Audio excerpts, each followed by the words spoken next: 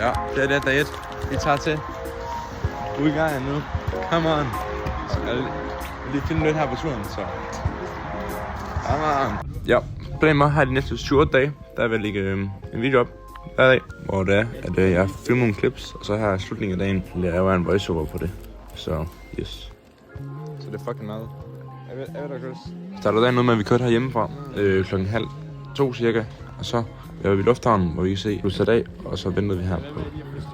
Og vi skulle så flyve her 5:06 mod Burgas, så det var faktisk bare det, vi ventede på, at vi kom afsted. Og her der så endelig kom på flyet som nogle af de første, så det var bare lækkert. Og her er vi så klar til. Det var Chris' første gang, så han var meget shaky, men ja. Ja, Chris han havde styr på det. Så kom vi endelig afsted, efter vi havde ventet på en anden dreng, som ikke turde komme med, men han kom med.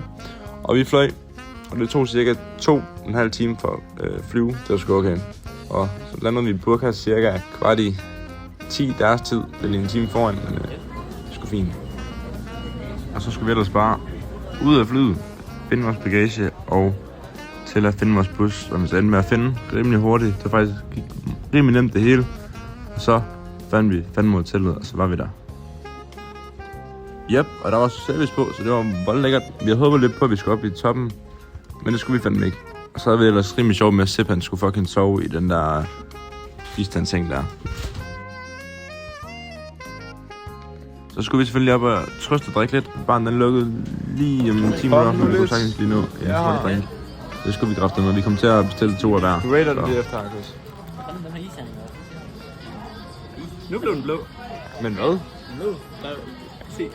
Damn. Er du klar? Det er godt nok.